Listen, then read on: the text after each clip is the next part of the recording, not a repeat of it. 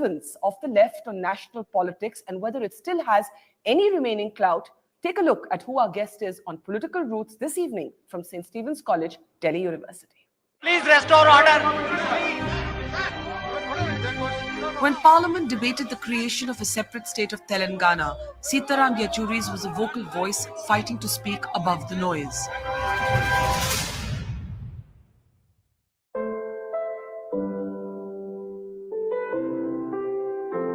But in an irony of history and one that perhaps few are aware of, it was more than 4 decades ago from St. Stephen's College, Delhi University.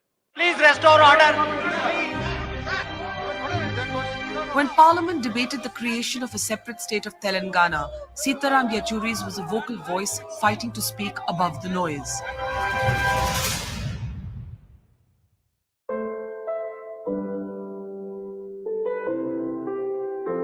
But in an irony of history and one that perhaps few are aware of, it was more than 4 decades ago when his home state of Andhra Pradesh was first hit by Telangana trouble that his family decided to shift him from Hyderabad to Delhi, where he studied economics at St. Stephen's College.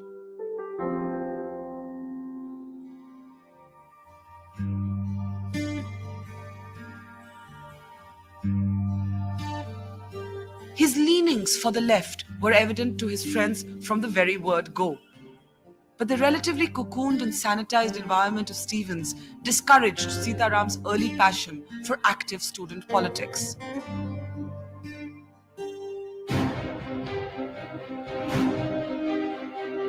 Something that first formally crystallized for him in his subsequent years at JNU, where an arrest during the emergency years stood between him and a PhD degree, and where he was elected president of the Students' Union thrice during 1 year. By now, still only in his early 20s, Sitaram knew that his commitment to politics would come before his pursuit of any more educational degrees. In a class of 60, there were just 4 or 5 of us who were atypical Stephanians, in the sense that we didn't come as part of groups from elite schools of Delhi or Kolkata, or from the elite boarding schools in the hills. Sitaram came from the government school at the President's Estate. I came from the Delhi Tamil school, and we had a dear friend who was the lone representative of Sardar Patel Vidyalaya. So since we didn't know anyone else when we joined, it was our group which got formed first and very quickly. I never imagined that Sitaram would one day be a full-time politician. Of course, he didn't nurture the conventional ambitions of the Stephanians of the 70s, which were IAS, IFS. Business management had just become fashionable, so cushy job in the private sector. I thought he'd either become an academic, or I thought he'd become a lawyer because he had law in his blood. His grandfather was the Chief Justice of the Andhra Pradesh High Court.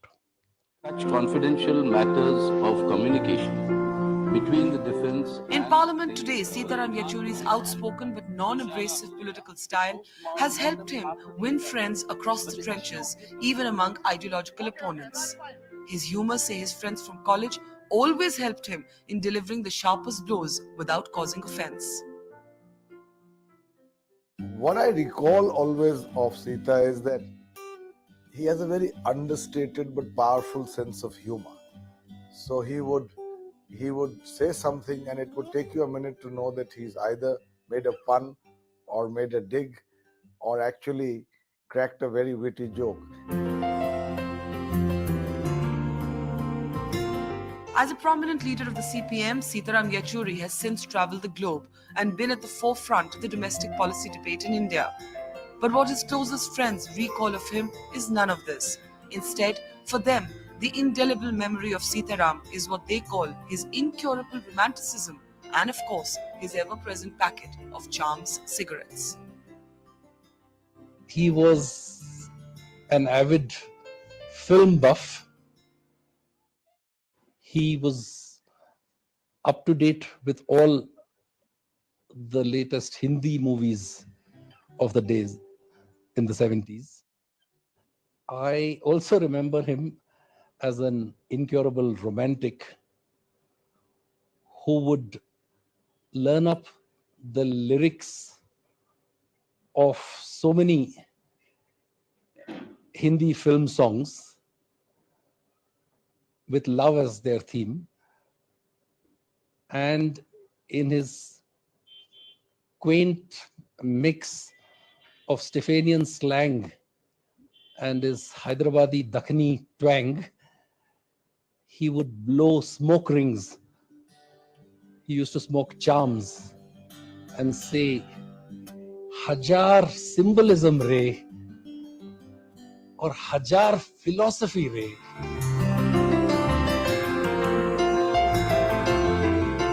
On Political Roots today, taking Sitaram Yechury back to where it all began.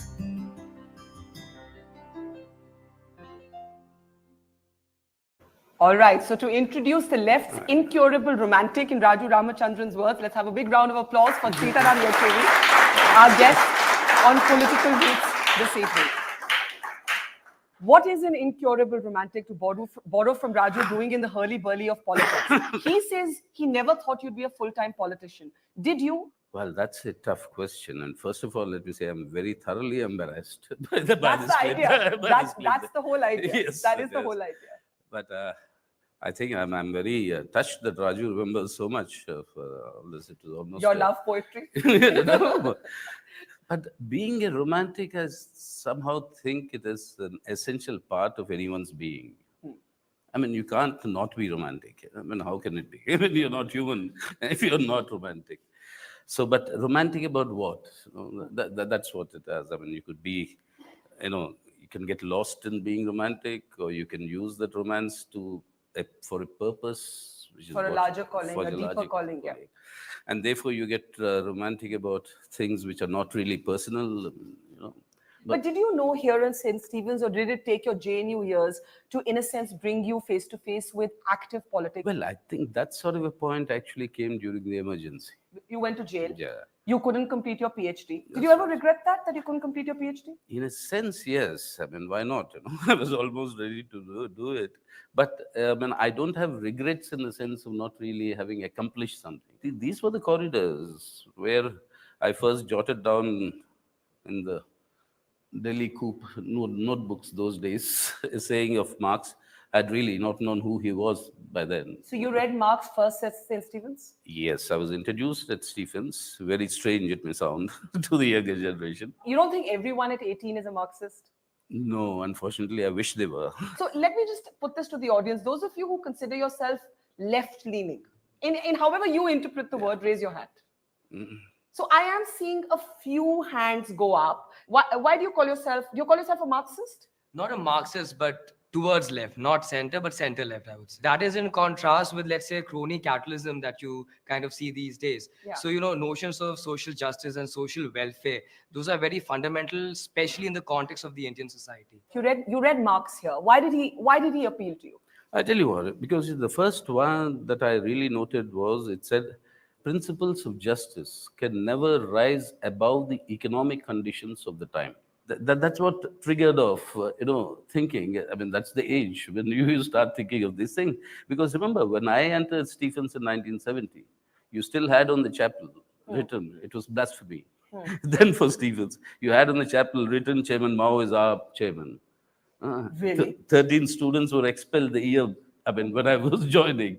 And those were the great Maoists of that time, and some of them are, eminent academicians today. There was an atmosphere in the Delhi University campus of an ultra-left, urban topicality, let's say. What was happening in Naxalbari, what was happening in the left, why were people moving towards that? There was a very deep churning going on. I mean, after all, by the time you come into portals of St. Stephen's, like Raju said, I mean, the background we came from, you suddenly found yourself very privileged. And we were all, in the sense, somebody who didn't fit into the milieu. Into the typical Stevens milieu. milieu of privilege. Yeah. So there was a degree of alienation that came. And that degree of alienation was then Herbert Marcuse, one-dimensional man. You had existentialism, Jean-Paul Sartre. All this were in the air, and we were all talking about it.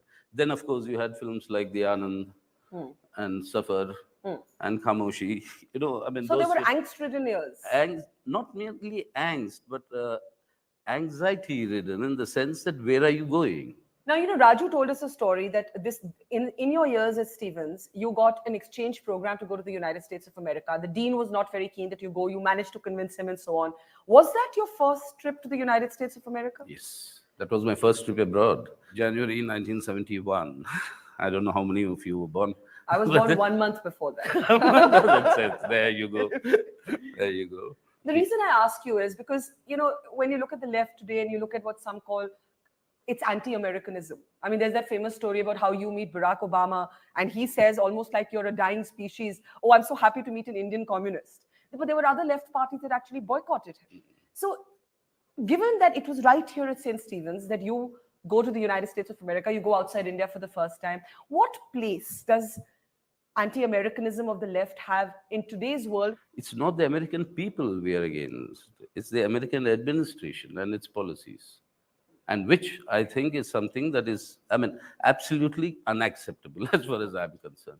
You can't just because I'm powerful, you can't walk into some country, invade and do what you're doing, etc. But why don't we hear the same critique of China? These are some of the questions that confront the left today. Then why is it that the left is critical of one of the thriving democracies of the world, but not a country where the free press is throttled, where there's dictatorial control? You see, there are certain yardsticks by which you measure.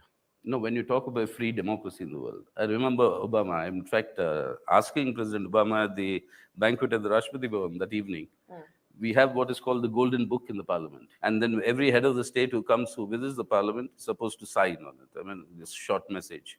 And the message he gave is greetings from the world's oldest democracy to the world's largest. So that evening at the banquet, I had to remind him, sir, I must say, I think you are not entirely correct in what you've written, because it was a year after you were born. In 1962 was the year when the African Americans got the universal right to vote in the United States. So the oldest democracy, I said, we gave universal suffrage from day one. That is our pride. So don't give us lessons of oldest democracy to. So what did he say? What did he say? He just turned around to his wife, who was on the left, and then he said, is he right? And so when you have these yardsticks of democracy,